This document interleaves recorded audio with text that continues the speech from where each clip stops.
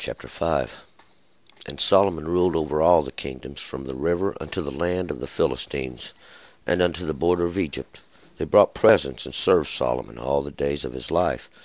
And Solomon's provisions for one day was 30 measures of fine flour, and 60 measures of meal, 10 fat oxen, and 20 oxen out of the pastures, and 100 sheep, besides harts and gazelles and roebucks and fatted fowl.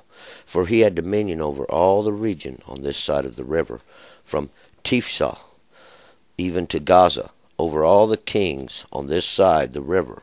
And he had peace on all the sides round about him.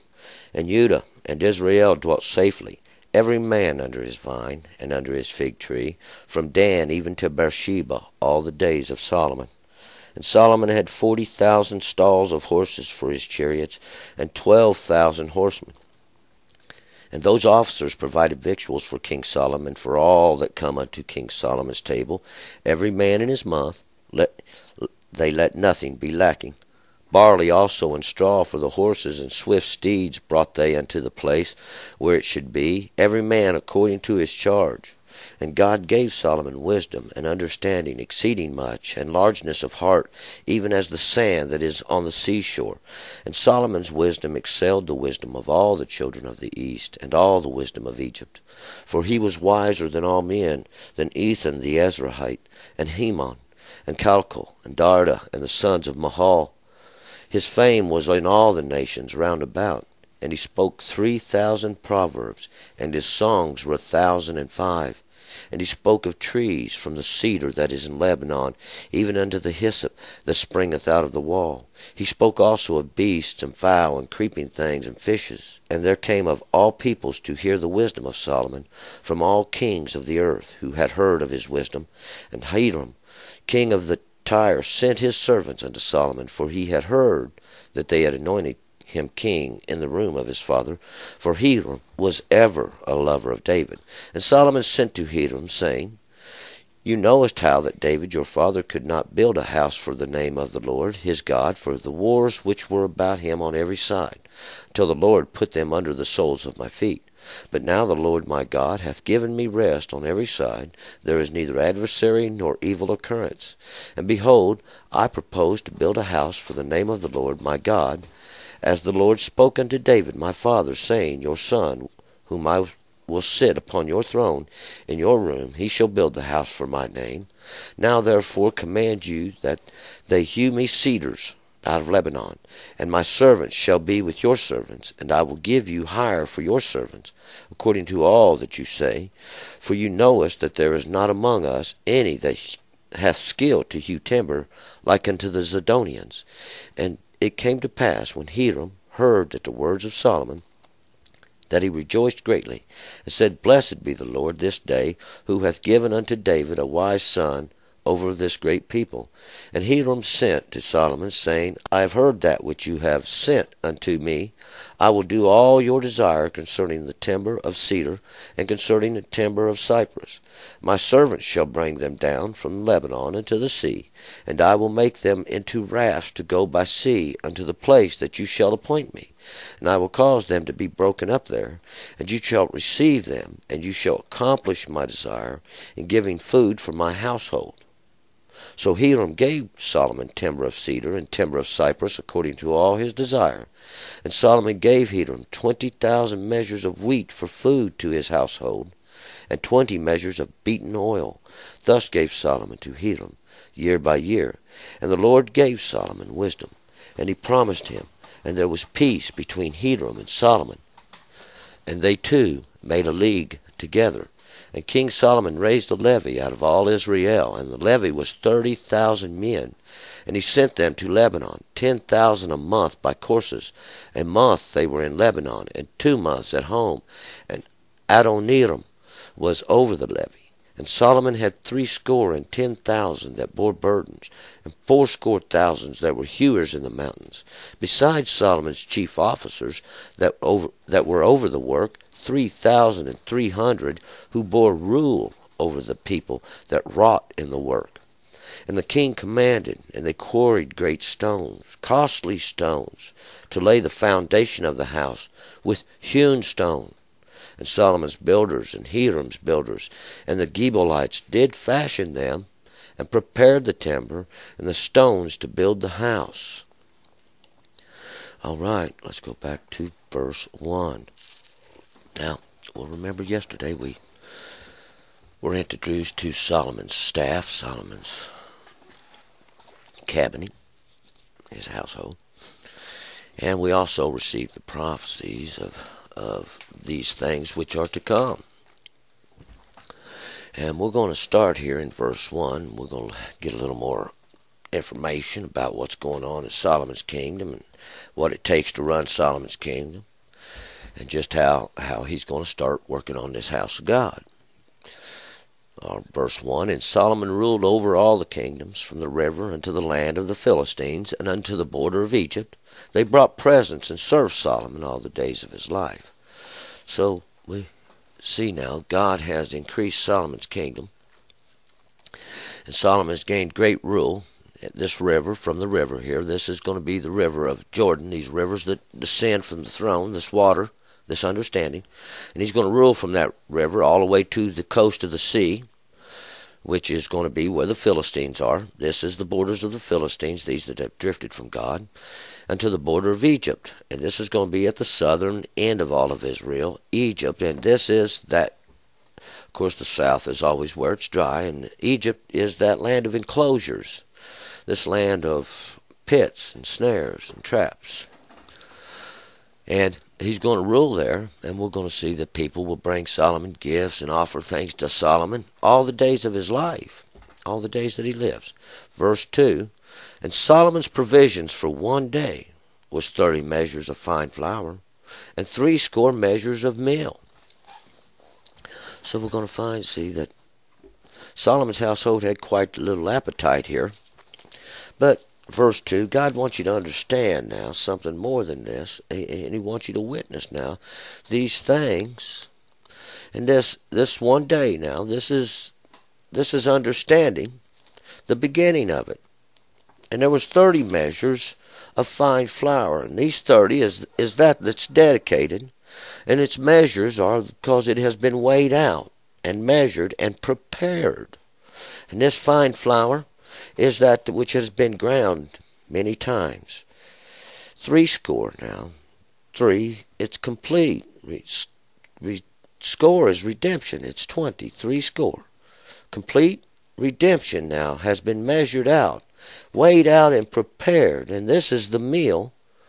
This is that last harvest. All these things have already been set in order, and it's done. 3, 10 fat oxen and 20 oxen out of the pastures, and 100 sheep, besides harts and gazelles and roebucks and the fatted fowl. These 10 is always the law. And a lot of it's the law because it's all about the law of God. This is the first covenant. These 10 fat oxen, fattened up, see, but why? They are prepared to be consumed, because that's what the law does. It consumes. And 20 oxen, once again, now this is redemption. And these oxen out of the pastures are those that are made lean. They are in the field and left to run, and pastured now on the grass that springeth forth. 100 sheep, this is the judgment. And this is the judgment of the lesser cattle, because God seeks to bring forth a harvest. These harts and the gazelles and the roebucks and the fatted fowl, these fowls of the air, these also that are meant for consumption. And the harts and the gazelles and the roebucks, these are the wild flesh that runs. And these are that which is clean unto God, and they also have been prepared. For he had dominion over all the region of this side the river, from Tiphsah even to Gaza, over all the kings on this side the river. And he had peace on all the sides round about him. And we're trying to make sure you understand that it's on this side of the river. This side of he's on the west of the Jordan, where we're talking about all this kingdom of Judah and Israel. From Tiphsah, this is the place of the crossing over. This is where they cross over the Jordan, even to Gaza. And Gaza is this place of strength. or this place made strong. He has peace all around. So now God, we have been told of this in the prophecies, that he's going to bring them into this peaceful place. 5, and Judah and Israel dwelt safely, every man under his vine and under his fig tree, from Dan even to Beersheba, all the days of Solomon. So, all the days of Solomon is this, all this period of light and this understanding in these days of this king, from one end of Israel to the other, Dan to Beersheba, from judgment to the well of this sevenfold oath, where it comes from. And we're going to see every man was under his vine. And we're going to learn a little more about this vine and what this vine really understands, see, because Jonah also was under this vine. This vine is like wandering shade. It is a place to find comfort under the leaves thereof. And this fig tree is a fruit tree, that which they would partake of. 6, and Solomon had 40,000 stalls of horses for his chariots, and 12,000 horsemen. 40,000. Now, this is probation, is fulfilled. These stalls of horses, this is those horses which would pull these chariots, and these chariots are these vehicles of war, these vehicles that are used in battle. And 12,000, 12 is understanding now, is fulfilled too of these horsemen, because see, God told us in Deuteronomy that a king shall not multiply armies to himself. And those officers provided victual for the king Solomon, for all that came unto the king Solomon's table, every man in his month, let nothing be lacking. And we'll remember in the last chapter that Solomon did appoint these 12, and they was assigned to provide victuals for his kingdom and everything. And we'll remember now in Deuteronomy, God said this would happen. Moses warned him, the day you take your king, he's going to exact upon you. He's going to take your sons. He's going to take your handmaids. He's going to make them plant his fields. He's going to make them bring in his crops. And now we're going to see it. That's exactly what's coming to pass. And this month, this is the work of the lesser light. Barley ate also, and straw for the horses, and swift deeds brought they unto the place where it should be, every man according to his charge. Now, and we're going to see this barley. This barley is this is the harvest in which we tell, and we can see clearly these signs that are springing forth of the beginning of the year. For when the barley is in perfection of ripeness, that is the beginning of the year. And this straw is what was left over from the last harvest. And they brought it to be trampled underfoot. 9, and God gave Solomon wisdom and understanding exceedingly much, and largeness of heart, even as the sand that is on the seashore. Sands.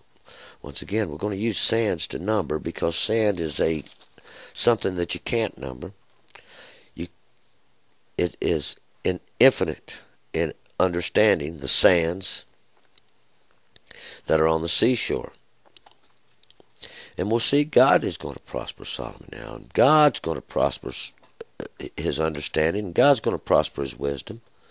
And wisdom is knowledge that is put to use. See, when we take knowledge and we apply it in our life, we receive wisdom from this.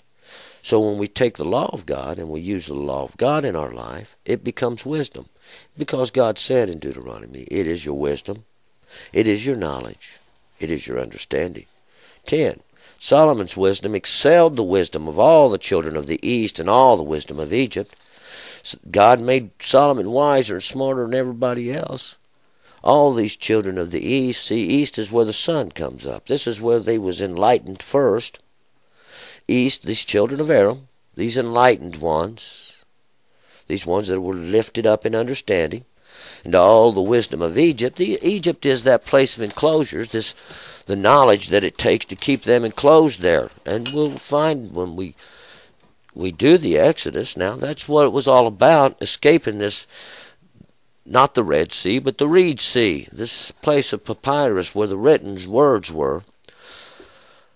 11. For he was wiser than all men, than Ethan the Ezrahite, and Heman, and Calcol, and Darda, the sons of Mahol, and his fame was in all the nations round about. And Ethan is the enduring, and Ezrahite coming up out of the earth. Heman, the faithful. Calcol, a sustaining measure. Darda, this pearl of knowledge. And Mahol is these that are dancing. That these were those that come from out of the earth, and they appeared to be faithful unto God, and they was a sustaining measure, the pearl of knowledge. And we're going to find out, though, that there are those that were dancing. And we'll remember when Moses come back down from the mountain, when Moses brought the law down from the mountain, there in his hands that God gave him, he looked down, and what did he see? They had built a fire, built an idol, and were there sacrificing to that idol they had made, dancing all around the fire. And that's the vision God is trying to give you here, because that's what's going on. And he spoke 3,000 proverbs, and his songs were 1,005. And we're going to see these 3,000 now. This is the complete fulfillment. These proverbs are these comparisons, these riddles, these words that have all manners of understanding that one can interpret in 1,000 directions. But when we follow the subject line, we'll find that it only has one meaning. And his songs were 1,005. Now, this is the fulfillment of grace, because God shows you grace through judgments. God judges now, and he shows you grace through his judgments. All these have already been judged. They turn from the Lord their God. They do not follow the Lord their God. They go after this idol. God's trying to show you these things. 13, and he spoke of trees, from the cedar that is in Lebanon, even unto the hyssop that springeth out of the wall. He spoke also of beasts, of fowl, and creeping things, and fishes. All manners of these metaphors did Solomon speak, see, because he was teaching in metaphors. God teaches in metaphors, but God wants you to understand now the meaning of all his metaphors. The cedar. The cedar is an evergreen tree that lasts year-round. It stays green. And it is also that which gives shade year-round. It casts a shade upon the ground when the sun shines around it. And this is what it is in reference to, these things that cast shade. These cedars and these cypress trees that they're going to build the house of God out of. He spoke great proverbs of these. From Lebanon now, this place that's made white for a witness. And I want to remind you of these things that Moses was commanded the children of Israel when they got into Israel. They was commanded by God they should set half the house on Mount Gerizim and half the house on Mount Ebal.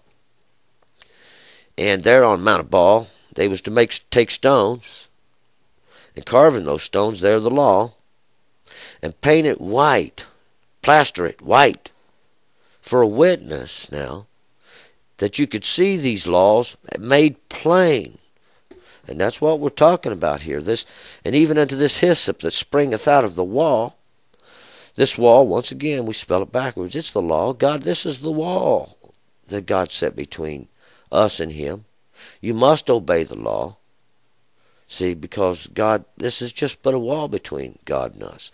Hyssop, this plant that they've used in religious ceremonies for years, thousands of years, as a symbology of healing, because the hyssop plant also has these medicinal uses, and it just springs up hither and thither. It's carried on the wind. And he spoke many proverbs of beasts and fowl and creeping things, all manners of things. His knowledge was exceedingly much. 14, and there came of all the peoples to hear the wisdom of Solomon from all the kings of the earth who had heard of his wisdom. So everybody on the earth had heard of Solomon's peace, this great understanding. Because we remember now, Solomon he is married to the daughter of Egypt.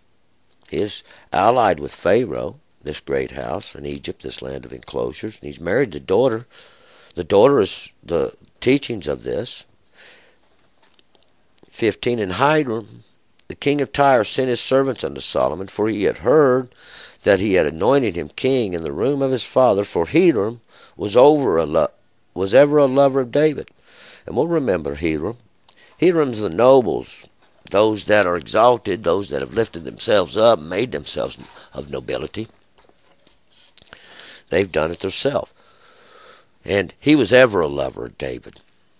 And he is sent now to Solomon because he's heard that David has died and they've made Solomon king. And Hiram is the king of Tyre, this rock. We're going to learn a little more about this when we get into the prophets, because they're going to teach us a little bit about just what this is. 16, and Solomon sent to Hiram, saying,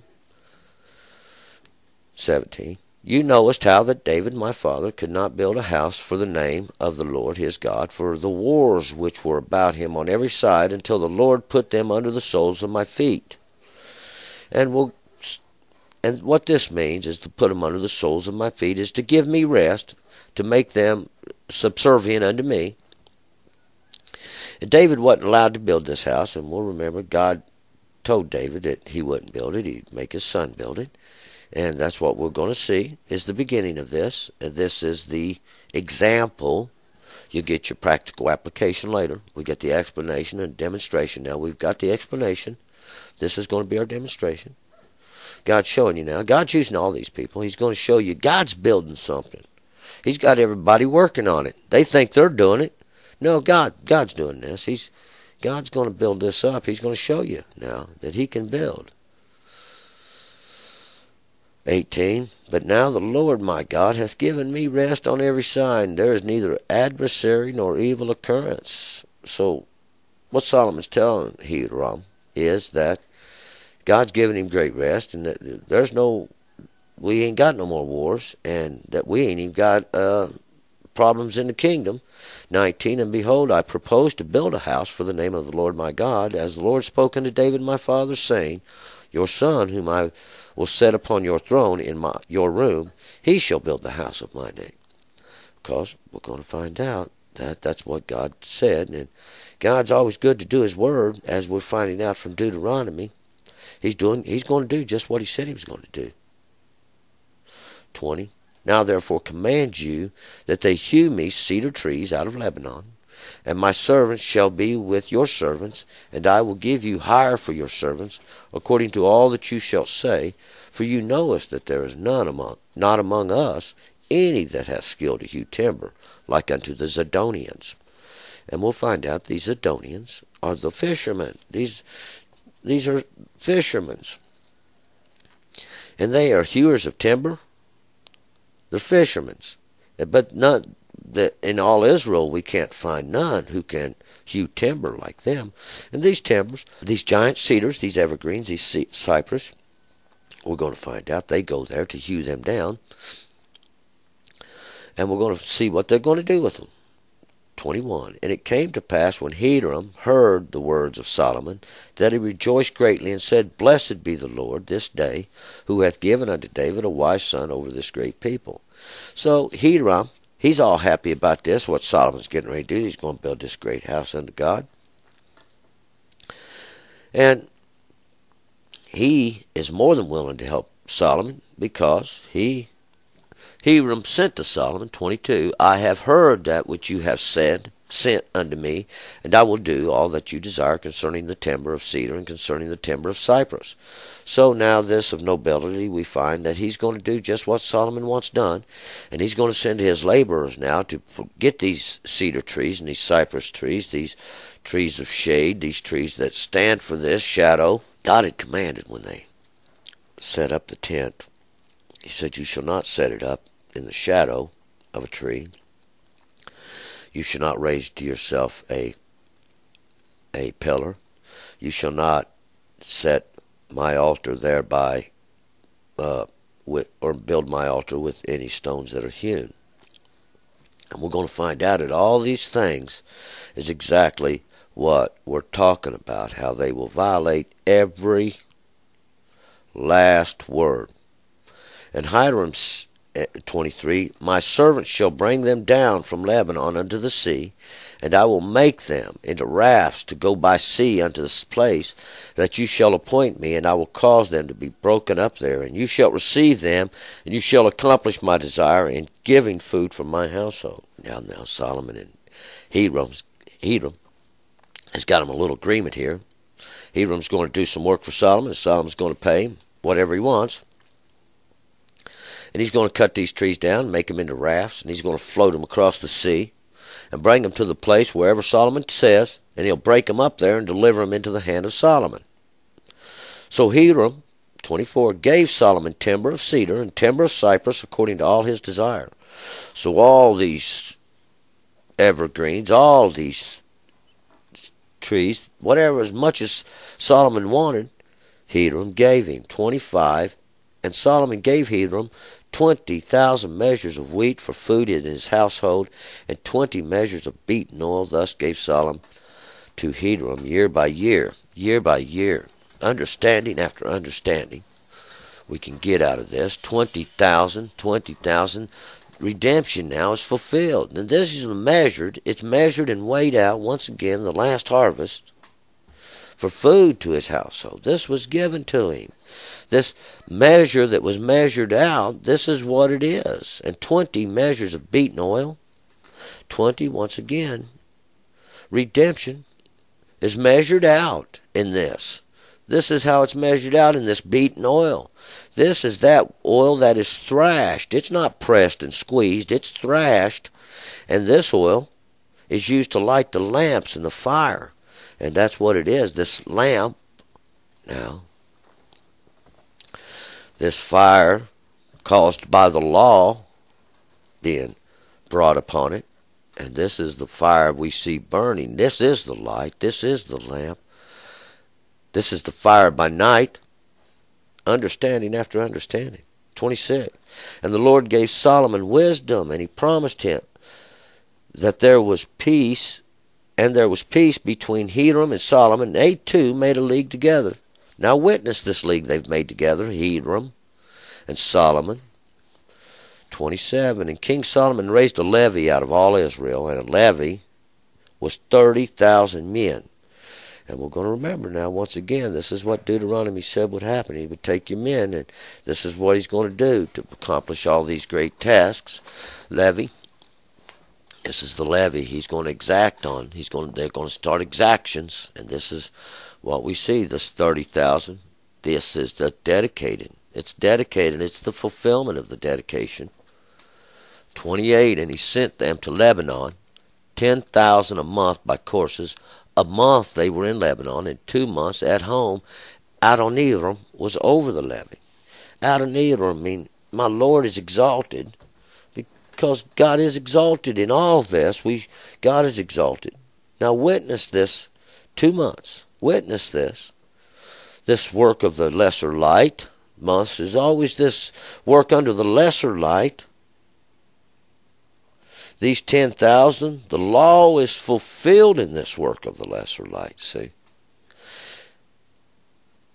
And he's going to set it now for a witness. And that's what Lebanon is. This place that is made white as a witness. This place where the law sets an example as a witness.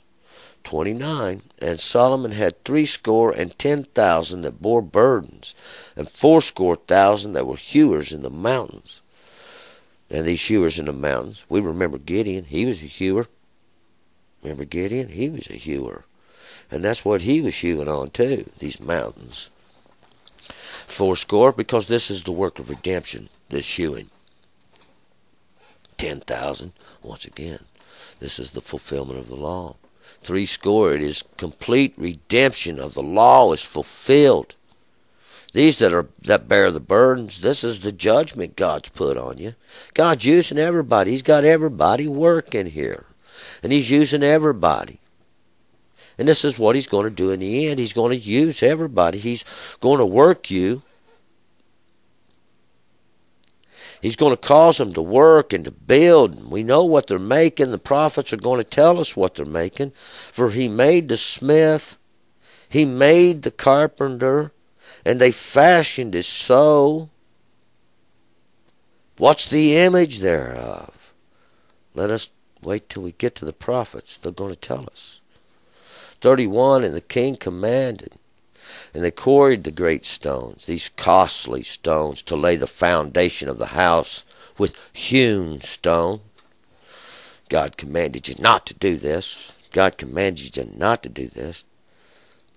These will be costly stones, these stones that they're quarrying, these stones that they're going to lay the foundation with it. 32. And Solomon's builders and Hiram's builders and the Gibeonites did fashion them and prepared the timber and the stones to build the house, because that's who did it. This piece and Hiram, these of nobility, and the Gibeonites, these are the ones that are in high places. They've exalted themselves. They've made this position for themselves. They thought to steal away. They thought to take away. We learned it in the parable of the two women. By night they came and stole the child. To think there's already judgment's been cast. God wants you to understand all these things now. All right, we're going to move on. We got to get over to chapter 6.